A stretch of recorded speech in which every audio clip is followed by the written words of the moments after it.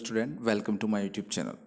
इन today's video, आज के video में मैं आपको एक्सप्लेन करूंगा एडवर्टाइजमेंट। एडवर्टाइजमेंट लिखते कैसे हैं, एडवर्टाइजमेंट बनाते कैसे हैं, जो कि इम्पोर्टेंट है class 11th, class 12th, English medium student as well as Hindi medium student. Hindi medium student सिर्फ क्लास 12th, लेकिन इंग्लिश मीडियम और हिंदी मीडियम दोनों ही 11th के स्टूडेंट्स के लिए एडवर्टाइजमेंट इम्पोर्टेंट है, क्योंकि जो एनसीईआरटी की बुक आपको लगाई है एमपी बोर्ड ने क्लास 11th में, उसके अकॉर्डिंग एडवर्टाइजमेंट आपको आते हैं। तो सबसे पहले हम एडवर्टाइजमेंट के बारे में जान लेते हैं कि एडवर्टाइजमेंट कैसा होता है, उसकी कैरेक्टरिस्टिक्स क्या होते हैं, क्या फीचर्स होना चाहिए एक अच्छे एडवर्टाइजमेंट में।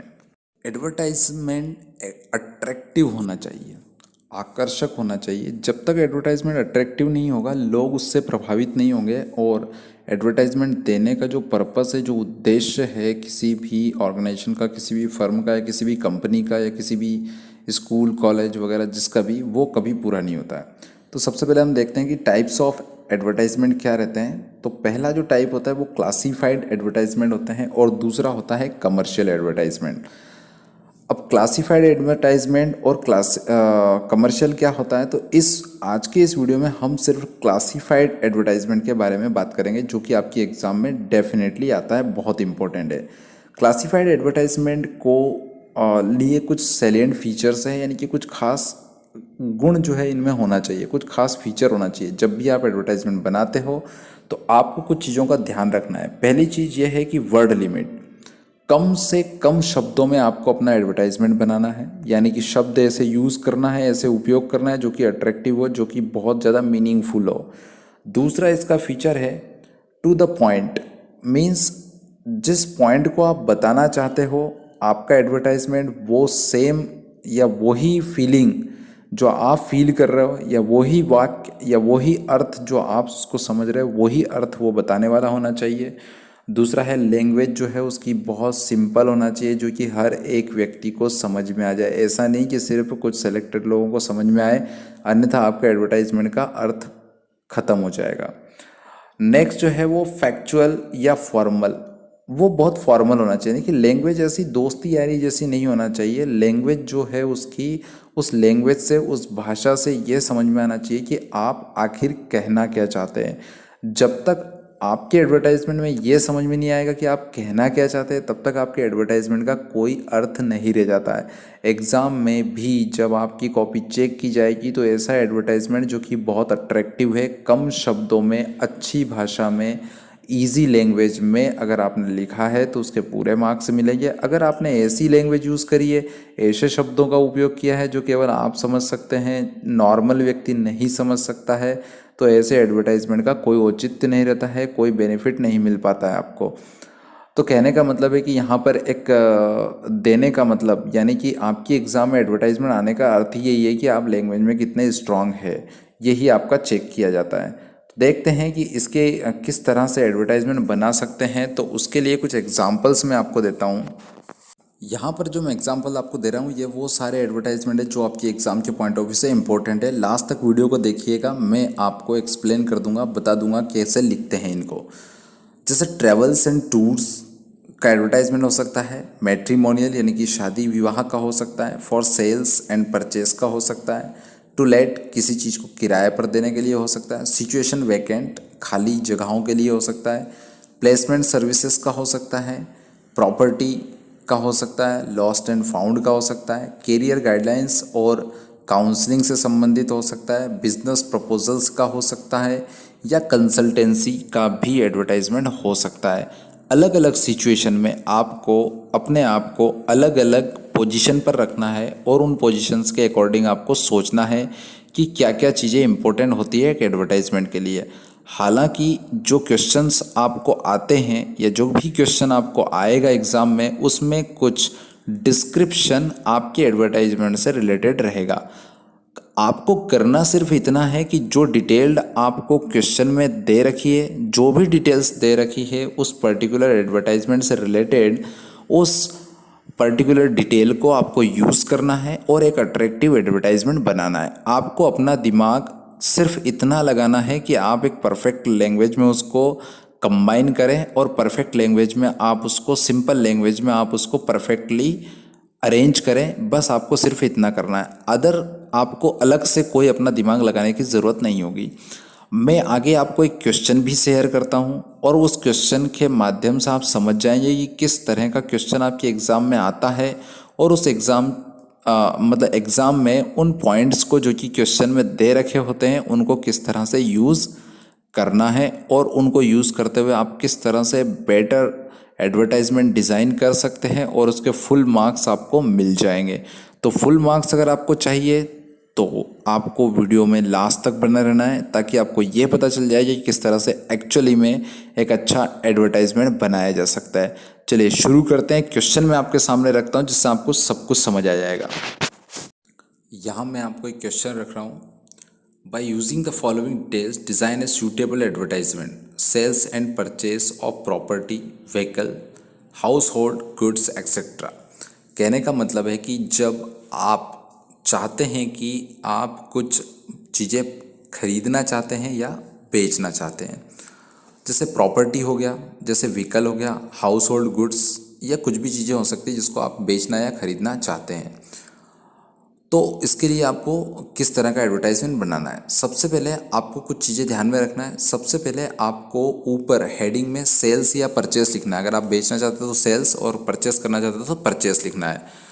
उसके बाद टाइप्स ऑफ एकोमोडेशन, यानी कि अगर प्रॉपर्टी है तो बंगलो है, फ्लैट है, उसका नाम, व्हीकल है या कोई मोटरसाइकिल है या कार है, बाइक है तो वो लिखना है। हाउस होल्ड की चीज़ें हैं तो जैसे फ्रिज है, रेफ्रिजरेटर वगैरह जो भी है उसका नाम लिखना है। उसके बाद उसका ब्रीफ यानी कि संक्षिप्त में फिजिकल डिस्क्रिप्शन देना है कि वो कैसा दिखता है, कैसा है, क्या है, कौन सी कंपनी का है,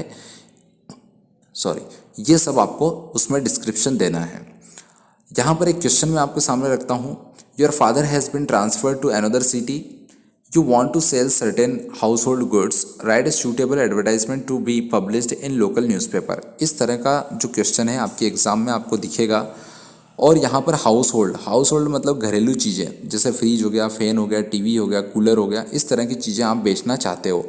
तो हाउस होल्ड जब भी नाम आए और क्वेश्चन में कोई नाम नहीं दिया गया है तो आपको सिर्फ और सिर्फ चीज़ें ध्यान रखना है कि वो पंखा हो सकता है, कूलर हो सकता है, टीवी हो सकती है, रेफ्रिजरेटर हो सकता है, तो उसका ब्रीफ डिस्क्रिप्शन आपको देना है। इसके लिए मैंने अपनी तरफ से एक एडवर्टाइजमेंट बनाया है, आप उसको देखिए। आपको एक बॉक्स बनाना है। बॉक्स में सबसे पहले हेडिंग लिखना है। हेडिंग है फॉर सेल, बेचने के लिए। सेकंड हैंड हाउस होल्ड्स, यानी कि सेकंड हैंड हाउस चीज़ें हैं, गुड्स, जिसमें फ़ैन है, टीवी है, कूलर है, एक्सेलेंट कंडीशन यानी कि बहुत अच्छी स्थिति में है, गुड लुक, अच्छे दिखाई देते हैं, फुली ऑटोमेटिक यानी कि जो मशीन है या जो भी फ़ैन है, टीवी, कूलर है वो ऑटोमेटिक है। इसके अलावा दूसरा डिस्क्रिप्शन दे रखा है कि ऑनर गोइंग एब्रोड, ऑनर जो है वो बाहर जा रहे हैं इसलिए इन चीज़ों को बेच रहे हैं। कॉन्टैक्ट पर्सन के नाम दे दिया, TS मिश्रा, और मोबाइल नंबर उसको आप डैश करके खाली छोड़ देना। अपना मोबाइल नंबर आपको एग्ज़ाम में बिल्कुल नहीं लिखना है। तो इस तरह से एक सूटेबल एडवर्टाइजमेंट आपका डिज़ाइन बिल्कुल हो जाएगा और काफ़ी अट्रैक्टिव होगा। यहाँ पे चीज़ों के नाम आप बदल सकते हैं। फॉर एग्जांपल मान लीजिए कि यहाँ पर सेल करने के लिए आपको कुछ और चीज़ें आ जाती है। जैसे मान लो आपको सिर्फ बोला गया है कि एक फ्रिज बेचना है, तो आपको करना यह है कि second hand fridge for sale तो आप लिखेंगे, उसके बाद क्या लिखेंगे, सेकंड हैंड फ्रिज। फ्रिज की कंपनी का नाम लिख देंगे कि वीडियोकॉन की है, फिलिप्स की है या किसी और कंपनी की, उसका नाम लिख देंगे। फ्रिज की एक कैपेसिटी होती है लीटर में, वो कैपेसिटी के बारे में आप थोड़ा सा जानकारी ले लीजिए ताकि आपको फ्रिज की कैपेसिटी के बारे में पता लगे। अगर आप फ्रिज यूज़ करते हैं तो फिर आपको अच्छे से उसकी जानकारी होगी कि कितने लीटर्स में वो आती है, उसकी कैपेसिटी। अंडर वारंटी है तो अंडर वारंटी, अगर नहीं है तो अंडर वारंटी नहीं लिखेंगे, उसको लिख देंगे out of warranty. Out of warranty लिखने की ज़रूरत नहीं है। कलर लिख देंगे, ठीक है, उसका साइज़ लिख देंगे कि कितना बड़ा है वो। ये सारी चीज़ें लिखने के बाद आपको ऑनर का नाम लिख देना है या ऑनर का रीज़न लिख देना है कि वो कहीं और शिफ्टेड होने वाले हैं या शिफ्ट होने जा रहे हैं इसलिए उस चीज़ों को बेच रहे हैं। अगर आपको प्रॉपर्टी की बात है तो प्रॉपर्टी के लिए फॉर सेल, प्रॉपर्टी में अगर बंगलो आपको बेचना है, फ्लैट आपको बेचना है तो आप लिख देंगे कि flat to be sell, flat बेचने के लिए है। और फ्लैट में आप लिख देंगे 2 BHK है, 1 BHK है, 3 BHK है, उसकी साइज़ लिख देंगे। वहाँ पर लोकेशन लिखेंगे किसी पर्टिकुलर लैंडमार्क से, जैसे कि बस स्टैंड से वो कितनी दूर है। तो हमेशा यहाँ पर प्रॉपर्टी की जो डिस्टेंस लिखते हैं वो मिनट्स में लिखते हैं। कहने का मतलब है कि 5 minutes from the bus stand से 5 मिनट की दूरी पर, बस स्टैंड से 10 मिनट की दूरी पर, ऐसा आप लिख देंगे। या तो कोई पर्टिकुलर लैंडमार्क है उसका नाम लिख देंगे। इस तरह से आप प्रॉपर्टी सेल करने का लग सकते हैं। इसके अलावा अगर आपको परचेस करना है तो भी आप वो एडवर्टाइजमेंट दे सकते हैं, जैसे कि I want to purchase a bungalow. अगर मैं एक बंगलो खरीदना चाहता हूँ तो उसके लिए भी आप डिस्क्रिप्शन दे सकते हैं कि we required a bungalow to purchase, हमें परचेस करने के लिए ज़रूरत है। उसके नीचे आप लिख देंगे बंगलो की लोकेशन क्या हो सकती है, उसकी कीमत लगभग आपको कितनी चाहिए, उसकी लोकेशन लगभग आपको क्या चाहिए, ये चीज़ें उसमें लिख देंगे परचेस के लिए। लेकिन जनरली आपको क्वेश्चन जो है वो सेल का आएगा या टू लेट का आएगा या इसी तरह के और भी एडवर्टाइजमेंट, जैसे मैंने स्टार्टिंग में आपको कुछ एग्जांपल दिए थे उनमें से ही आएंगे। तो आपको ध्यान रखना है, मैक्सिमम क्वेश्चंस आप सॉल्व करिए और मैक्सिमम क्वेश्चंस को जब आप सॉल्व करेंगे तो आपको समझ में आ जाएगी किस तरह से हम बनाते हैं। कुछ चीज़ें हैं बस वो आपको याद रखना है, बाकी सब आप आराम से कर सकते हैं। अगर इसके बावजूद भी कोई डाउट लगता है तो आप बिल्कुल कमेंट बॉक्स में कमेंट करिए। मैं वो एडवर्टाइजमेंट का वीडियो जो है आपको बना के डाल दूंगा, ताकि उस एडवर्टाइजमेंट के माध्यम से मैं आपको सारी चीज़ें एक्सप्लेन कर दूंगा किस तरह से ये बनाया गया है, क्या क्या खासियत है। लेकिन वीडियो को स्टार्टिंग में जो मैंने आपको क्वालिटीज़ बताई है कि एडवर्टाइजमेंट की क्या होना चाहिए, उसके फीचर्स क्या होना चाहिए, क्या अच्छी बातें होना चाहिए, लैंग्वेज कैसे होना चाहिए, वो चीज़ें आपको बार बार देखना चाहिए, ताकि आपको ये समझ में आ जाएगी कि एडवर्टाइजमेंट अट्रैक्टिव और इफेक्टिव कैसे बनाया जा सकता है। इफेक्टिव होना चाहिए, आई कैचिंग उसकी हेडलाइन होना चाहिए, या जो हेडिंग लाइन से है वो आई कैचिंग होना चाहिए, यानी कि एक बार में देखने में व्यक्ति को समझ में आ जाए कि आप कहना क्या चाहते हैं। आप इसीलिए फॉर सेल, फॉर परचेस या टू लेट लिखते हैं हम। तो आई होप कि आपको ये वीडियो समझ में आया होगा। आज के इस वीडियो में इतना ही। Thank you very much. अगला वीडियो जल्दी अपलोड करूँगा।